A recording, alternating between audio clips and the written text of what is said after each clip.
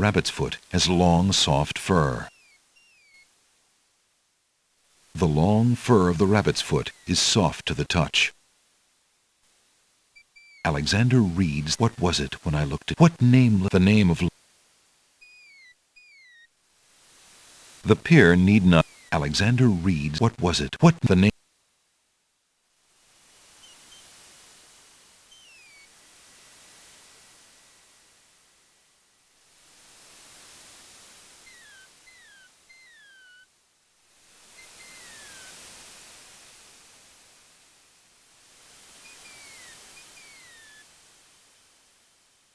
Alexander has no need to carry around large rocks. There's no reason to touch that.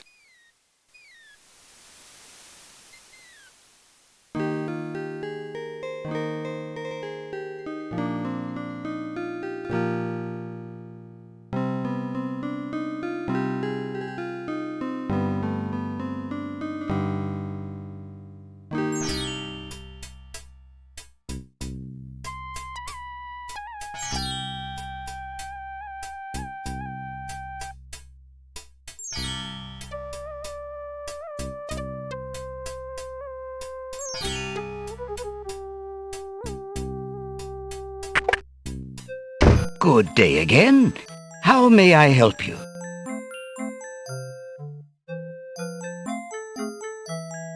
Right now, Alexander is too involved with the... An odd-looking man is reading in the stuffed chair. He wears a vest, balloon-style pants, and pointed shoes. There's something deliberately silly about the man, as though he were a performer of some sort.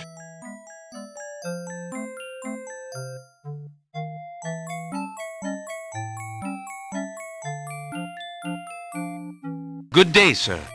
Is there anything you can tell me about the land of the Green Isles?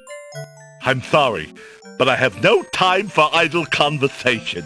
I'm too worried about the princess. Excuse me again, sir. You mentioned the princess. I told you I'm not interested in talking to strangers. Excuse me again, sir. You mentioned... I told you I'm...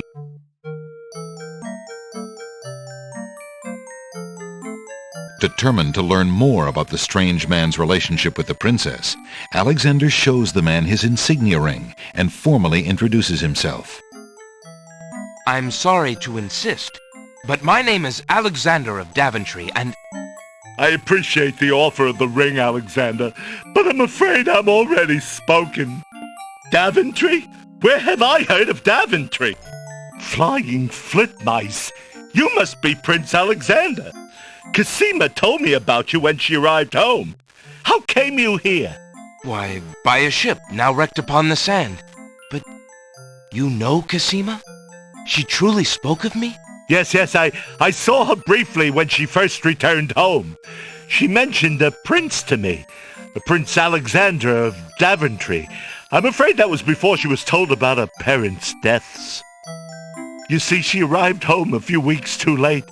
The king and queen thought they'd never see her again. It is said they died of heartbreak. I'm afraid she's blamed herself. What a terrible homecoming. If we had only known.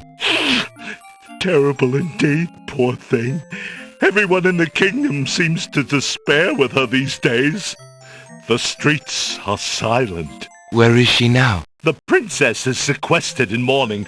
It's a rather dated tradition, and not required, but the Wazir says she insisted out of respect. I see. You've yet to say who you are, and how you know the princess. I? Oh, pardon me. My name is Jalo. I am clown to the royal court, and have been since the marriage of Cosima's parents, King Calipham and Queen Alaria. Oh, those were the happy days. The pair of them were so full of joy and life, so in love. And Cosima's birth. It would be hard to explain how long they had waited, how they had hoped for a child. I mean, she was such a charming little thing, smart as a whip, kind and sweet. Oh, she means everything to this kingdom, Alexander, and to me. I'm so terribly worried about her. About her grief over her parents, you mean? Well, the truth is, I do not trust the Wazir or his plans for Cosima. I'm still living at the Castle of the Crown as court clown, his clown. But it is more to keep my ear to the ground than out of loyalty. I wish I knew what the princess thinks these days. If only I could find Sing Sing, Casima's pet nightingale. I might be able to send the princess a message. As it is, I must wait for the end of her seclusion. Now I'm afraid I must hurry back to the castle. I'll try to return to the bookshop again later. Thank you for speaking with me, Jalo. I hope we meet again soon.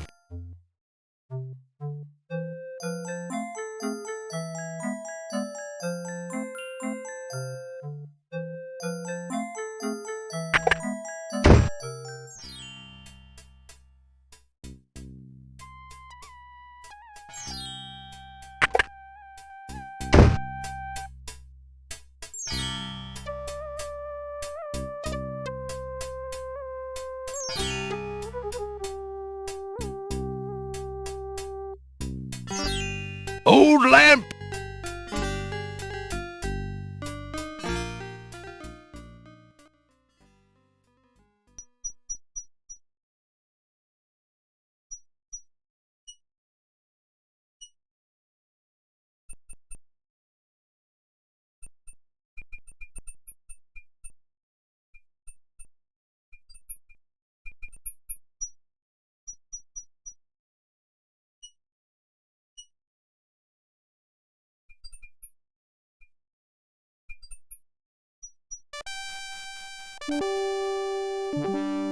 Good day, Jalo.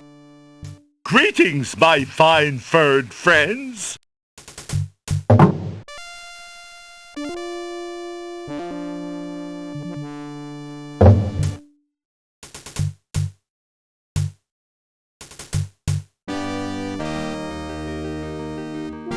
There's a little hut just off the path. Perhaps the guard dogs have an occasional use for it, but it looks empty now.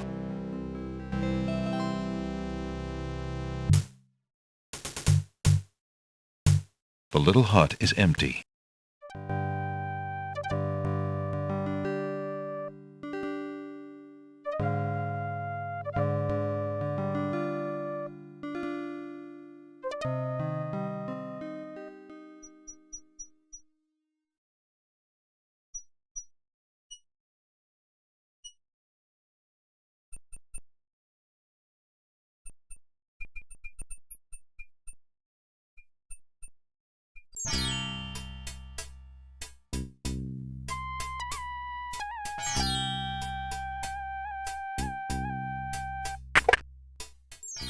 Good day.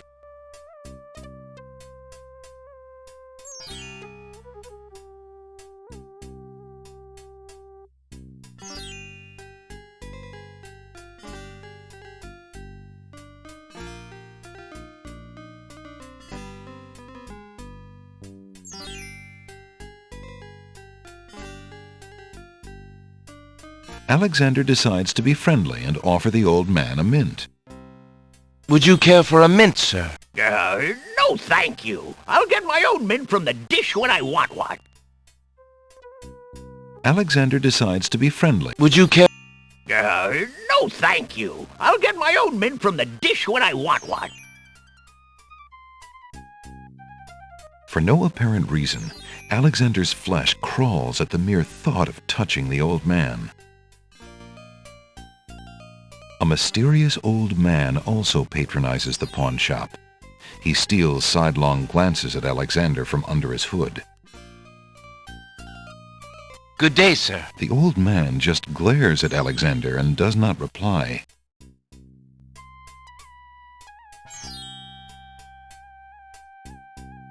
Would you be interested in... No, leave me alone.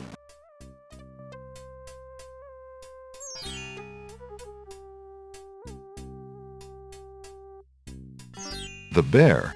Alexander eats the mint. Not bad. A little stale, perhaps.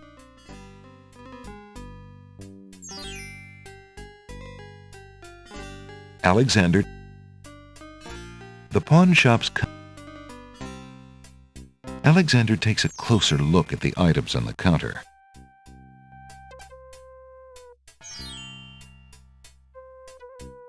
I'm interested in that mechanical nightingale on the counter. What do you desire to give me in trade? The items on the front counter are all...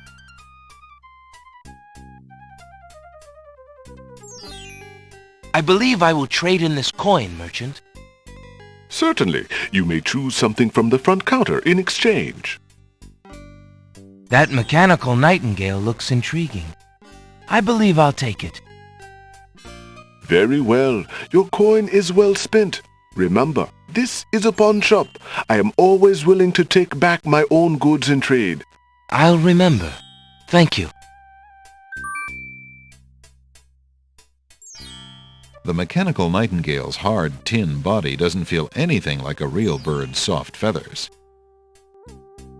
The mechanical nightingale is made of tin painted dreary shades of brown to match the coloring of a real nightingale. Alexander winds the mechanical nightingale and listens to its sweet, sunny tune.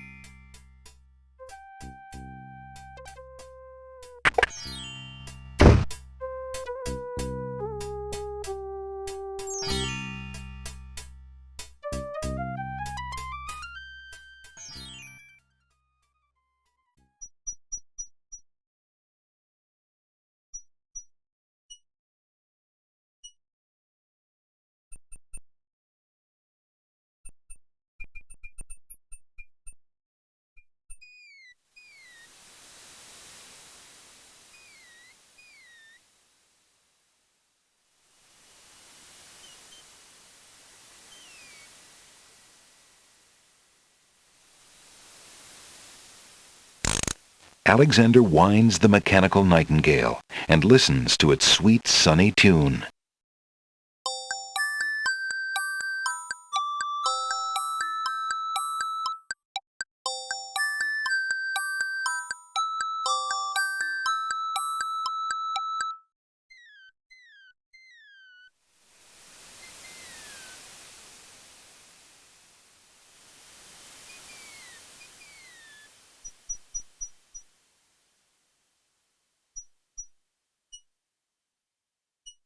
Alexander doesn't see a reason to put... Alexander winds the mechanical nightingale and listens to its sweet, sunny tune.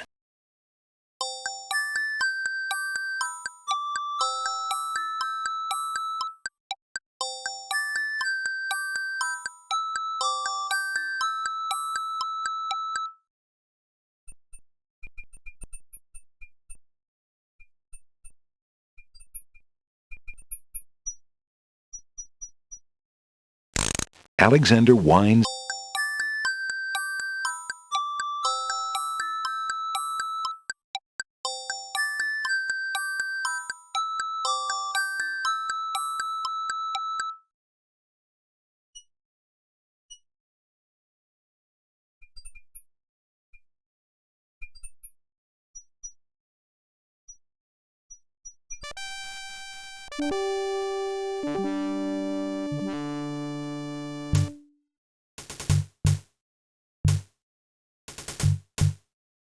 The little hut is empty.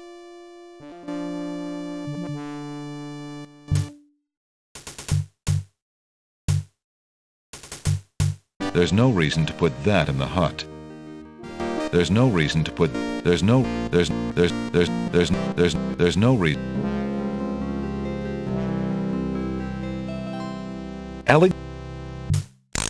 Alexander...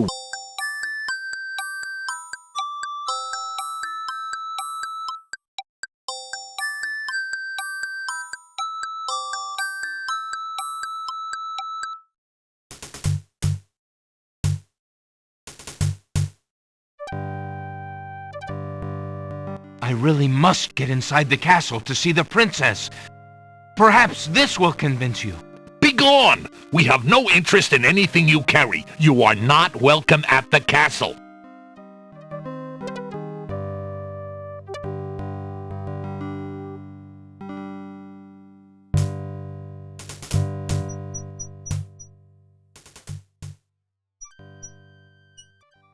Why would Alexander want to use that on the castle wall? Why would Alexander...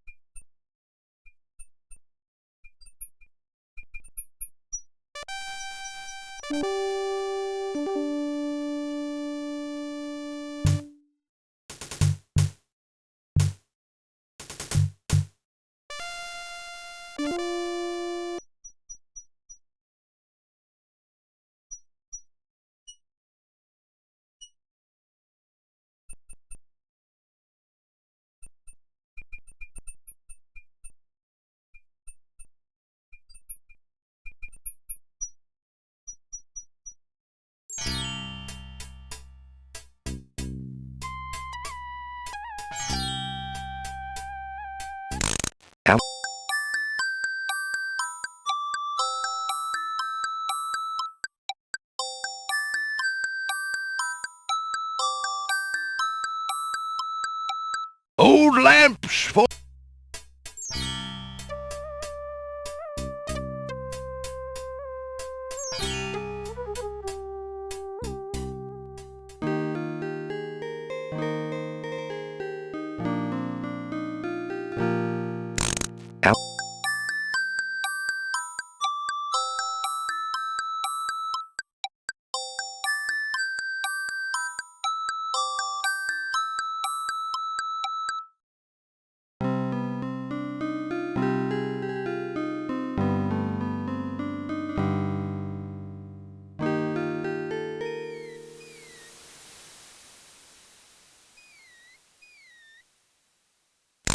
Alexander...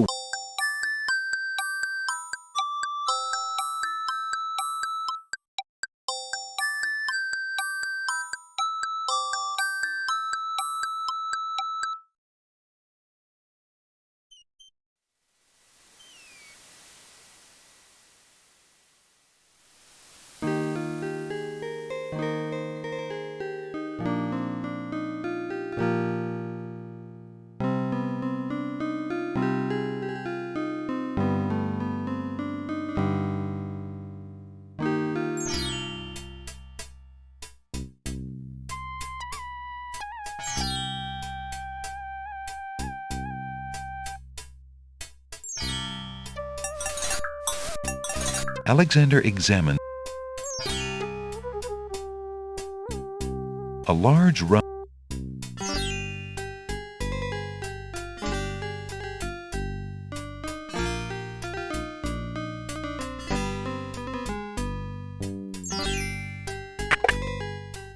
Good day.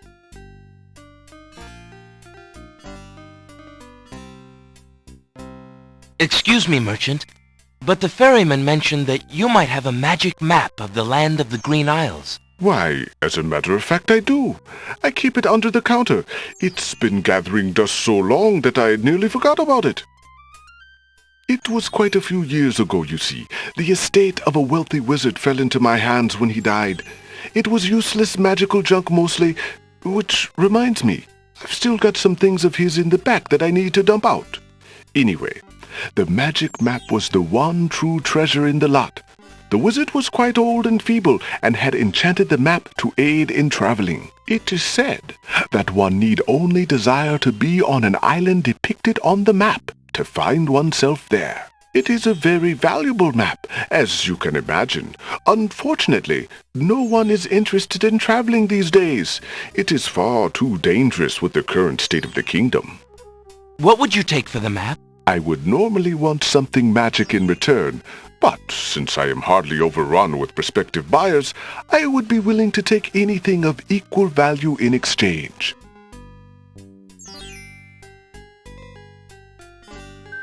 Would you be willing to take my family ring in exchange for the magic map? Daventry, are you a king then? No, that's my father, King Graham. I'm just Alexander. Well, Prince Alex, she is a beautiful ring. Are you sure you can part with such a unique family heirloom? The ring does mean a lot to me. I didn't always have a family, you know. Still, it is only gold. There are more important things at stake now. Then you now own a magic map, Prince Alex. I will keep your ring out of sight for a few days. If you find anything else of great value in your travels, you can come back for your ring. I would hate to see it melted down for gold. Ah, and a warning about the map. It will only operate when you are out in the open and within sight of the sea.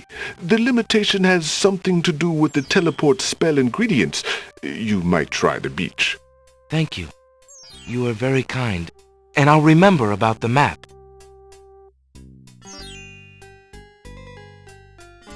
Suddenly, the old man in the concealing cloak sneaks past Alexander, and with a sneaky dart of his hand, steals a mint from the candy jar. The old man stuffs the mint into his mouth and wobbles unsteadily out of the pawn shop.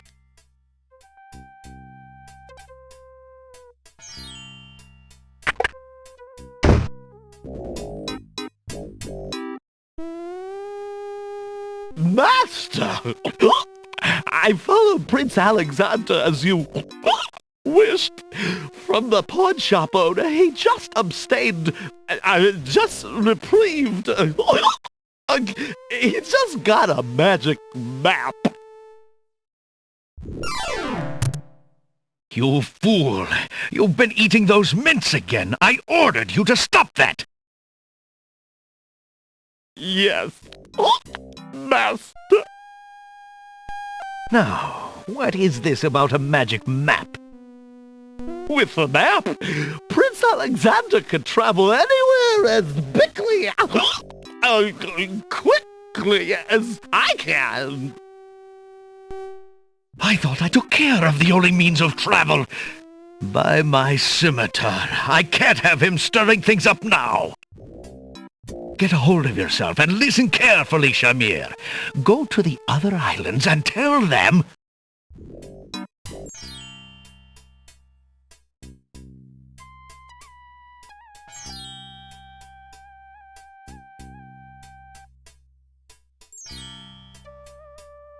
The counter feels... The counter... Alexander...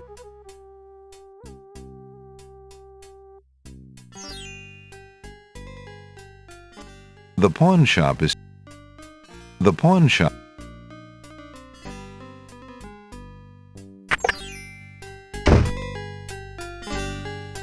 Alexander is standing...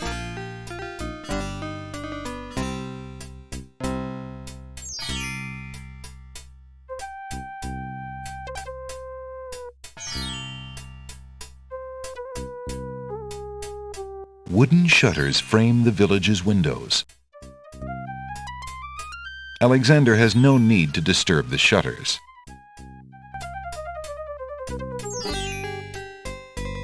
The magic map is made of thin leather and has lifelike drawings of the islands on its uneven surface. Alexander remembers what the pawnshop owner said about only being able to use the map out in the open and within sight of the sea. He correctly surmises that the map will not work here.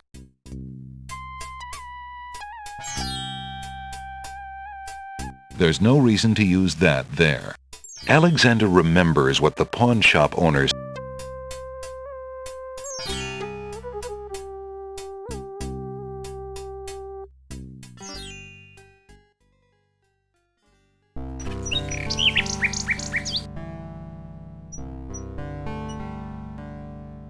A nightingale perches on a high branch of the tree. She sings the most beautiful song Alexander has ever heard.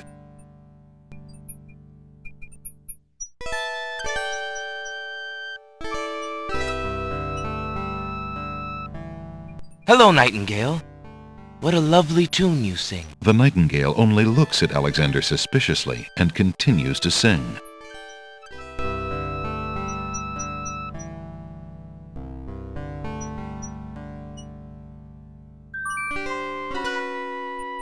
Alexander winds the mechanical nightingale.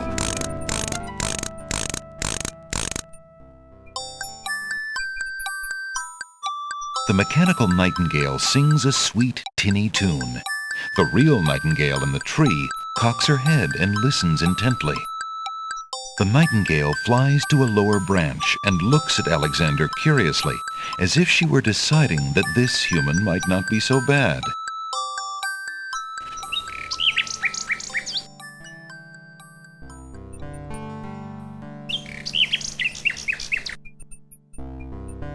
Hello, little nightingale. Of what do you sing? The nightingale only looks at Alexander curiously and continues to sing.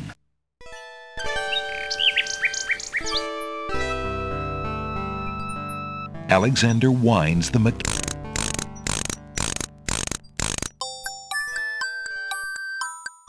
It plays its pleasant tinny tune. The living nightingale in the tree listens to the tune curiously.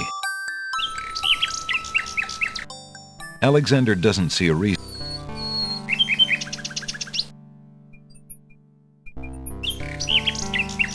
Alexander holds out the love poem to the nightingale, hoping that she perhaps is the nightingale that Giallo spoke of, and that she might be able to take the words of love to her mistress, Cosima. The nightingale swoops down and grabs the poem. She flies off towards the castle, perhaps to Cosima? Sing, sing, what have you found? A scrap of paper? Oh, this is no mere bit of paper, but words of love. Who sent this? It must have been Abdul. Oh, sing, sing, will he never give up? You must be careful, pretty bird. Stay away from Abdul. I don't trust him so close to you. Now go!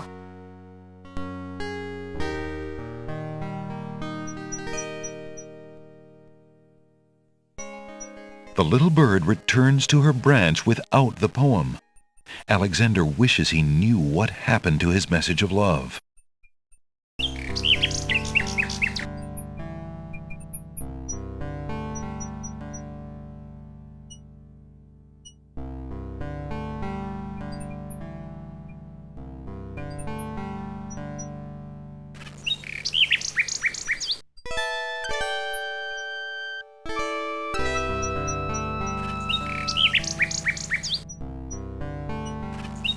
Although the nightingale seems interested in Alexander, she would never allow him close enough to grab her.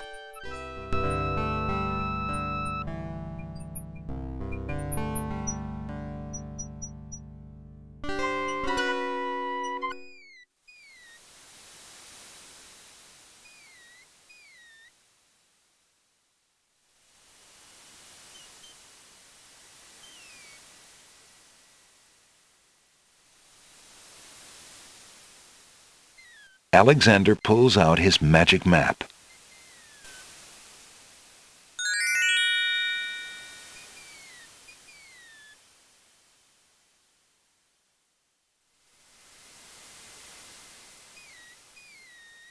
Alexander pulls out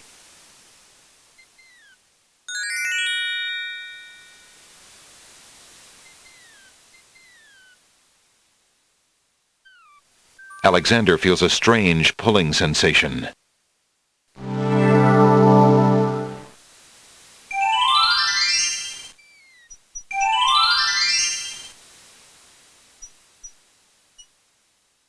A little fawn is feeding on a grassy hillock near the sea.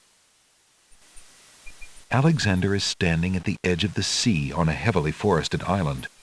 As far as the eyes can see, tall trees spread out their branches as though straining to link arms, their tops forming a canopy above. A path leads north through the forest. Nearby, the stump of a fallen tree still spreads its roots to the sea. If the tree stump is hiding anything, it's only local fauna. There's no need to disturb some creature's nest. If the tree, to take the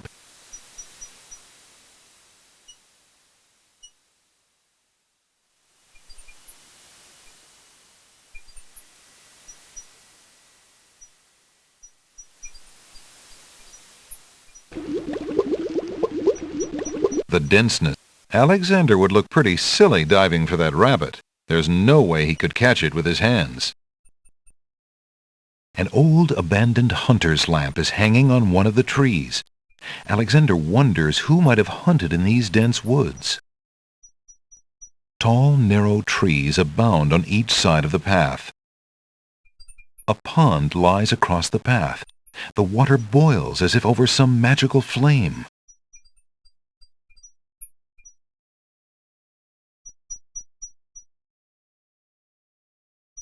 That would have no effect on the boiling pond. Alexander rubs the soft fur of the rabbit's foot and hopes for a little luck. Alexander, not being an expert on poisonous mushrooms, decides not to take a chance on tasting the local variety.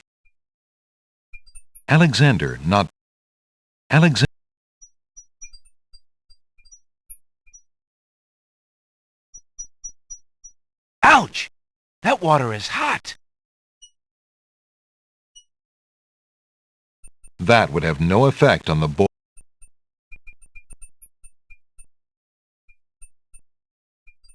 That would have no effect. That would. Listen here, pond. I wish to pass. The pond, rather hot-headedly, refuses to respond. Alexander can't see any way to hold a conversation with that. Alexander is greeted with silence.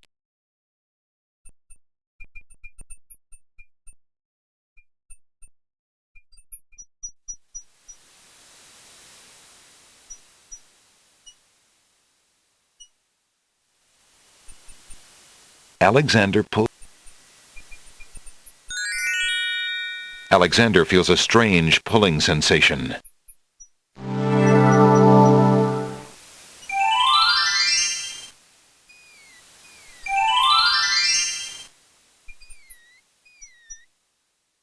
Alexander is standing on the small sandy cove of a rocky island.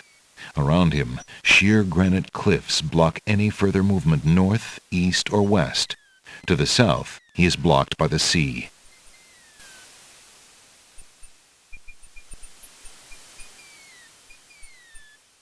There appears to be something etched into the face of the cliff. Alexander decides to get closer.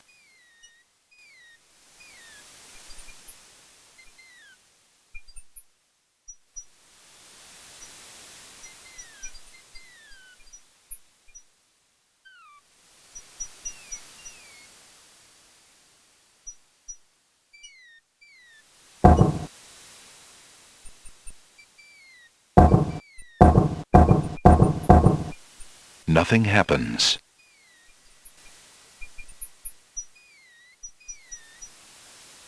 Alexander notices an unusually large coal-black feather lying on the beach. There's an ugly flower growing near the base of the cliff.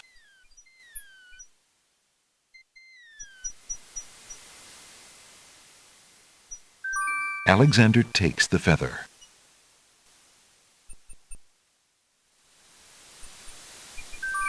Alexander picks the flower and is startled by its hideously strong skunk-like odor. For a moment he can smell nothing else.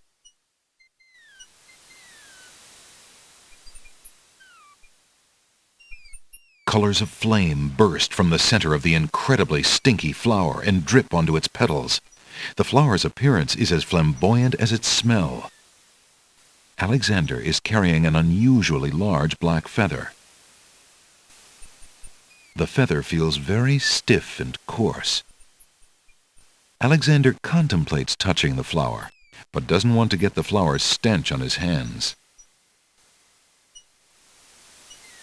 Whew, that flower stinks.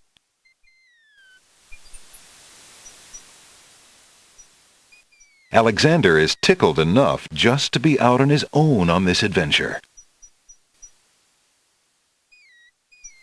There appears to be some... The rock has been etched by some unknown hand. One may need to read about the logic cliffs in the guidebook to the Land of the Green Isles in order to understand this mystical inscription.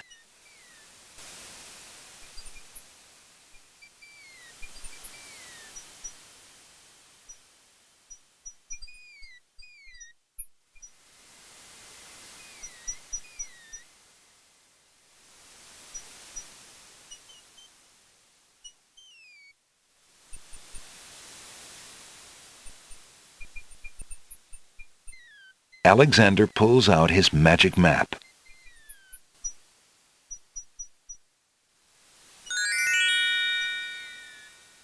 Alexander feels a strange pulling sensation.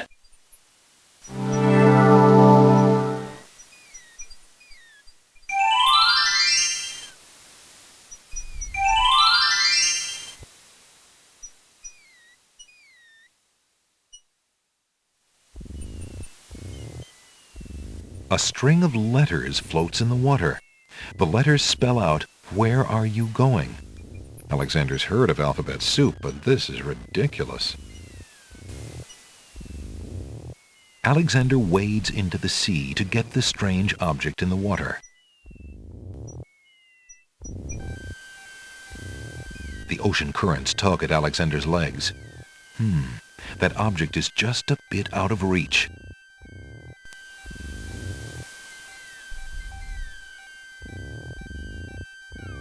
The sentence floating in the water has nothing new to say.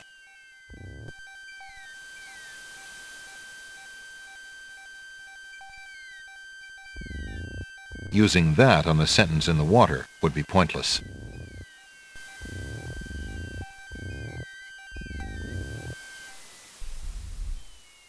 The oyster already looks a little perturbed and probably wouldn't appreciate being picked up by Alexander. Why aren't you asleep like the other oysters? Oh, I'm so weary, but I can't sleep. I have a terrible ache in my mouth.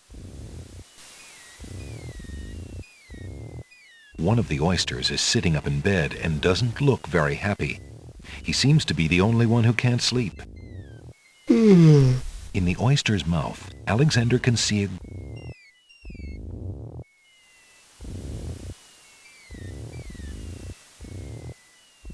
Alexander wades into the sea. The ocean currents tug at Alex.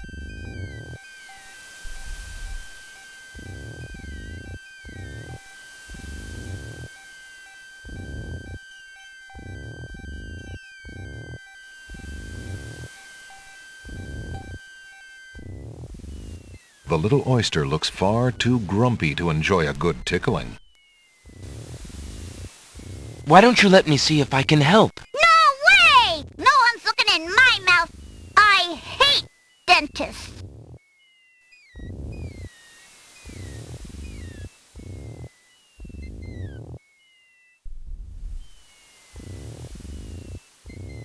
What's wrong with your mouth? No offense, but it hurts too much to talk.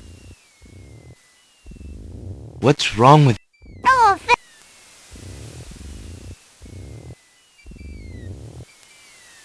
Alexander picks up the object floating in the water. It appears to be a string of letters. They say, "Where are you going?" Alexander decides to keep the odd sentence, even though it is incomplete.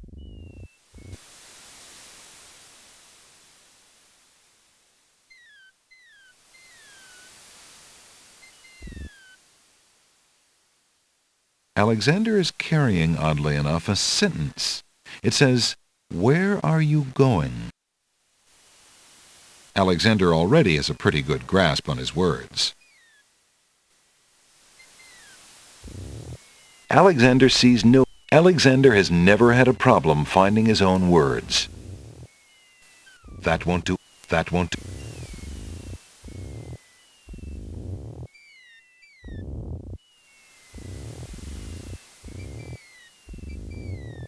Alexander hears someone coming.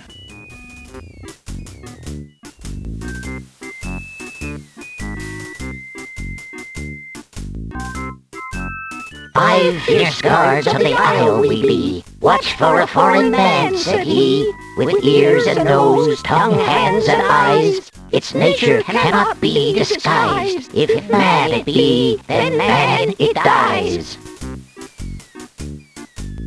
Old Tantro, smell your smell. Do that which you do so well.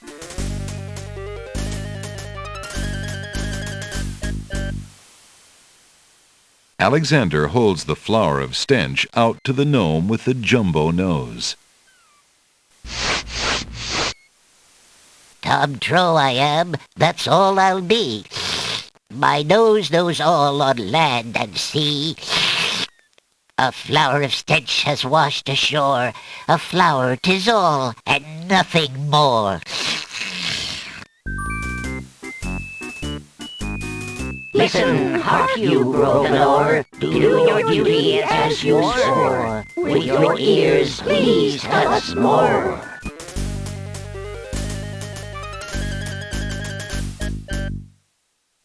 Alexander winds the tin nightingale.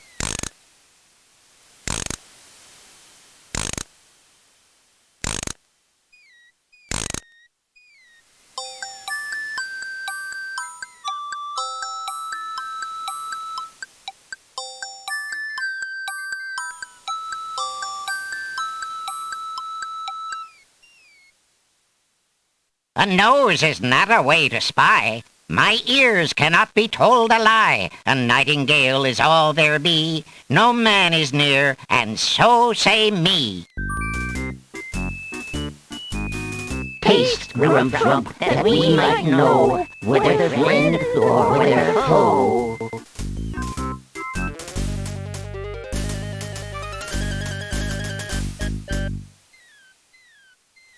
Alexander holds the mint out for the gnome with the gigantic mouth.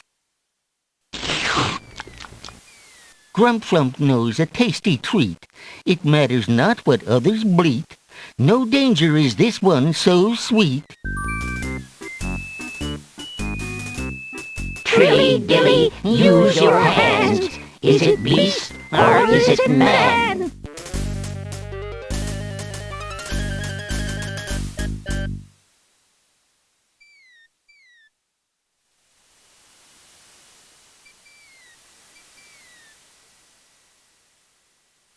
Alexander holds the item out for the gnome with the massive hands.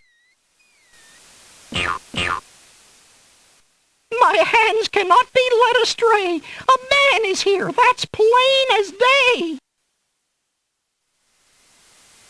A man, so say our hands. We act at the wizard's command.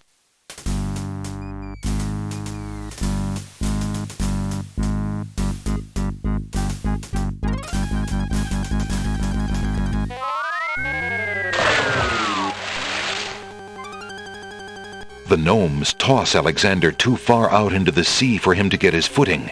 The currents drag him under.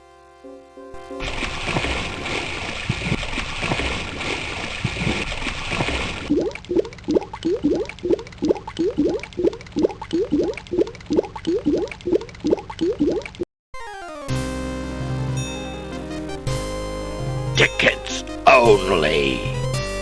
Next. Guess those gnomes couldn't reach a consensus.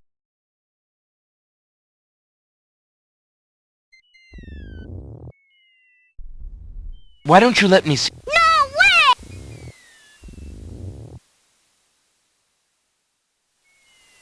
That won't do anything for the little oyster.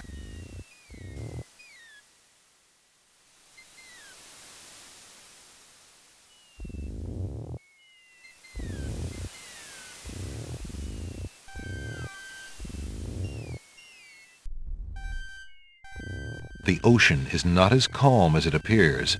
Underwater currents tug at Alexander's legs.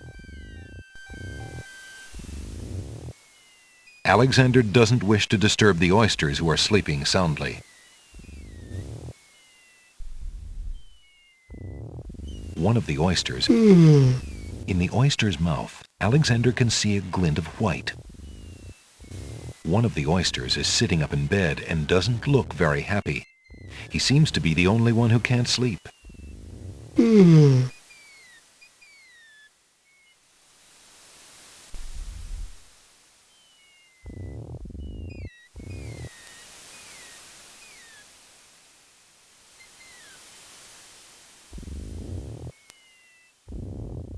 If you're having trouble sleeping, perhaps you'd like me to read to you. Hey, that would be great!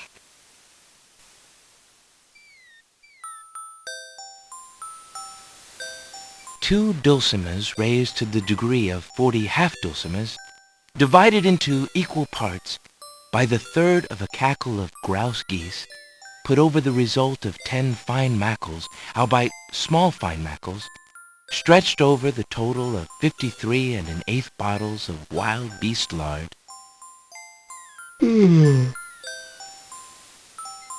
yields a gilded minnow of precise measurements, 2,069 centidrills by 3,023 and 6/7 puns, not punts, as might be expected. This is not to say, however, in any sense whatsoever, that deviations in mean temperature of 5 or 6 dregs or so. Alexander makes a grab for the pearl. Hey! You fixed my mouth! It feels great! Ah, the little oyster drifts into peaceful slumber with the rest of his oyster friends.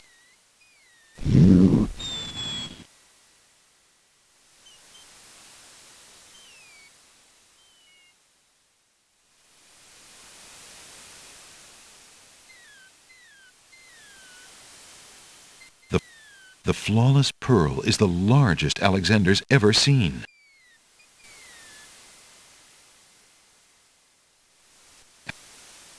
Alexander turns the pearl slowly in his hand and sees its opaque white hue melt into iridescent colors.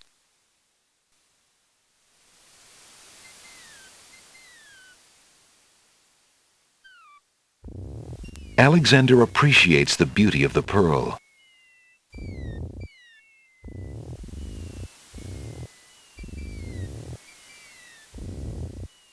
Alexander hears someone come.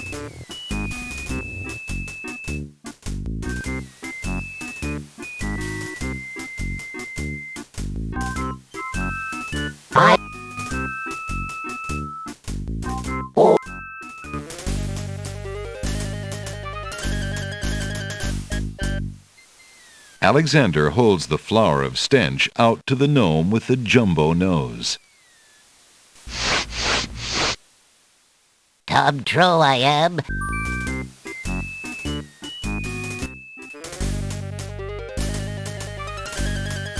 Alexander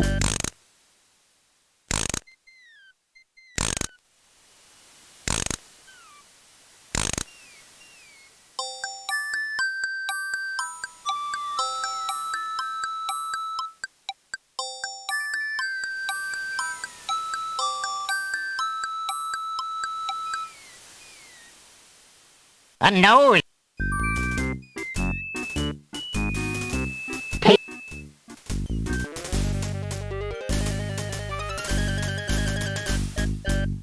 Alexander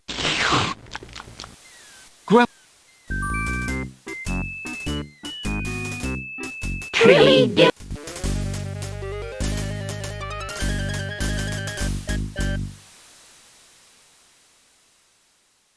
Alexander holds the item out for the gnome with the massive hands. My hand!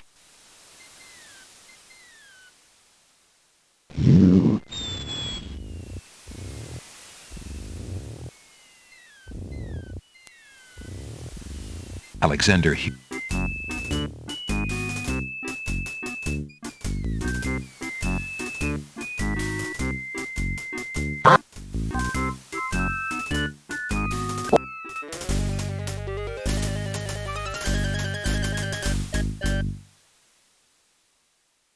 Alexander holds the flower of stench out to the gnome with the jumbo nose.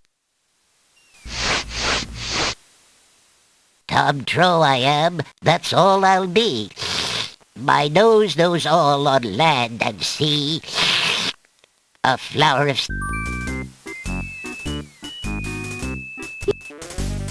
There's no reason. Alexander.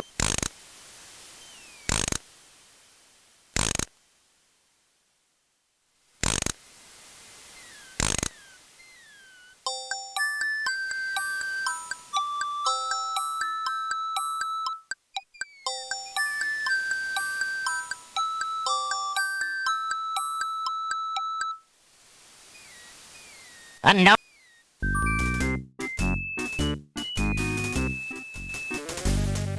There's no...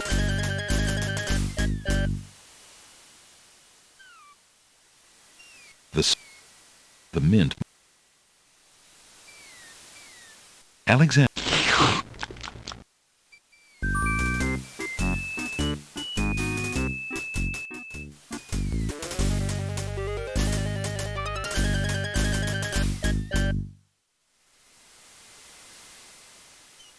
Alexander holds the rabbit foot out for the gnome with the huge hands.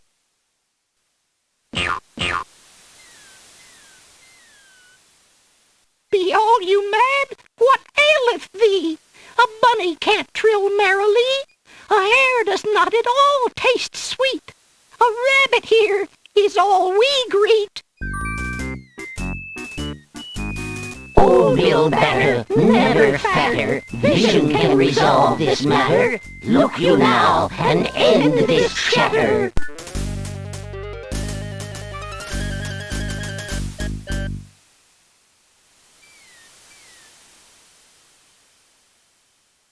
Alexander is...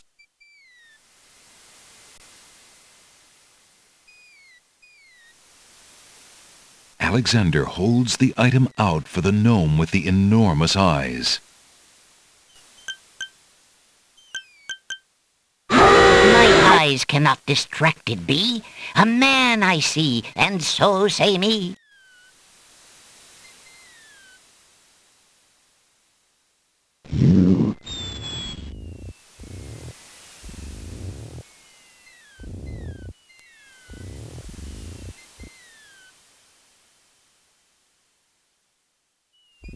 Those oysters are all... That would serve. Alexander pulls...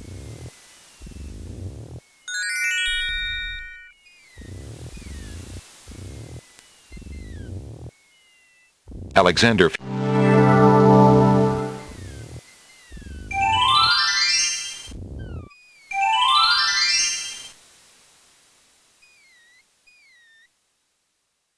There's no reason to...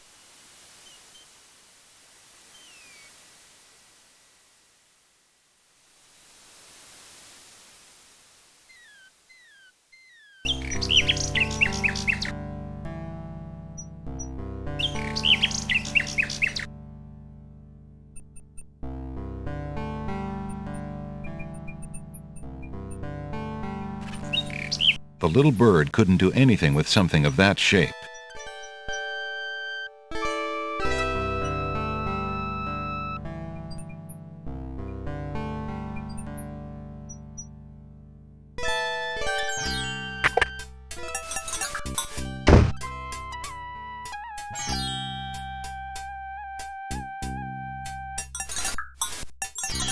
Alexander sorts through the odds and ends that the pawn shop owner dumped into the pot. Magic exploding gum wrappers, a shattered crystal ball, a cracked wand, a fake thumb. Near the bottom, Alexander finds a little glass bottle labeled ink. It appears to be empty, but Alexander decides to take it anyway. You never know when a small bottle will come in handy.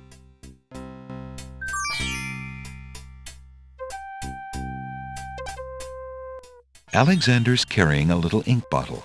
It appears to be empty. Alexander shakes the bottle and imagines he hears a faint swishing sound, but decides he is mistaken. Alexander decides to open the empty ink bottle. It's stuck. It's... Whoa! The ink bottle isn't empty at all. It's full of invisible ink. Not very strong, but not bad.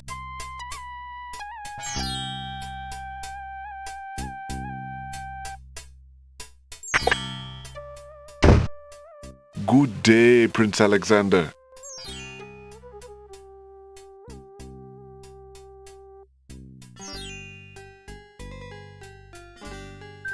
I found this large pearl. Might it be valuable enough to ransom back my family ring? I have never seen such a perfect pearl. Certainly you can have your ring back. Oh, I'm glad you didn't sell it. I'm a bit attached to it, I'm afraid. Of course you are. You would be cold-hearted if you felt any differently. I am happy to see a family heirloom back with its rightful owner.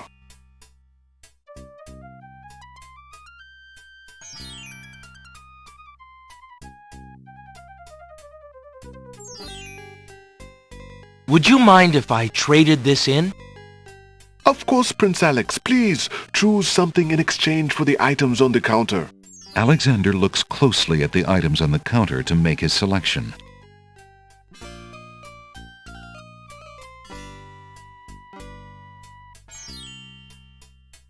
I think I'd like the painter's brush. Very good, Prince Alex. The painter's brush it is. May your painting go well. Feel free to bring back the brush at any time. Thank you.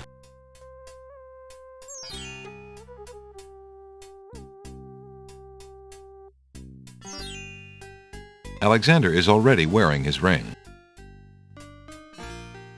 The paintbrush bristles have softened to a perfect consistency after much hard use. Alexander is carrying a clean but well-used painter's brush.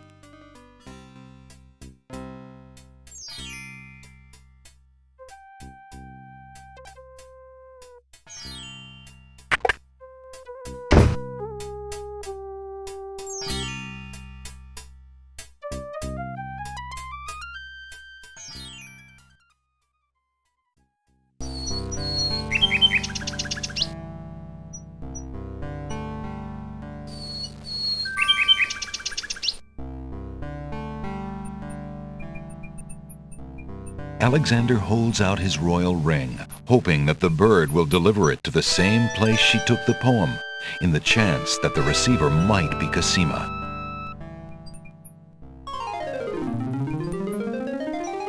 The nightingale swoops down, grabs the ring, and takes it towards the castle. Sing, sing. What have you got in your mouth, my pretty? A gold ring? Sing, sing, where did you get this? Realm of Daventry. But this is Alexander's ring.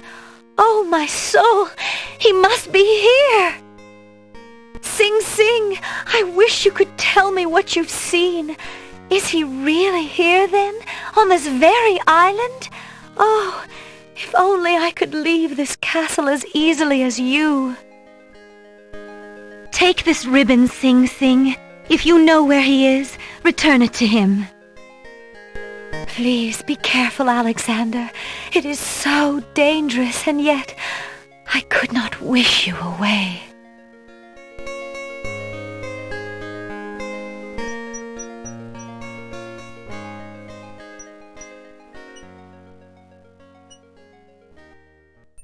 The little bird makes a delivery.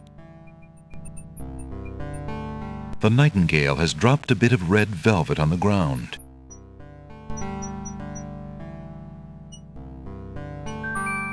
It's a red velvet hair ribbon. Could it be? Could it possibly belong to Cosima herself? Or am I merely wishing it were so? Oh. The lady's hair ribbon is made of the finest red velvet. A long strand of black hair is caught in the ribbon. Alexander examines the red ribbon and finds a strand of long black hair. The strand of hair from the red ribbon is the color of midnight. Alexander can only hope that it belongs to his true love. The red ribbon feels soft and luxurious between Alexander's caressing fingers. The strand of black hair is thick and still bears a trace of perfume.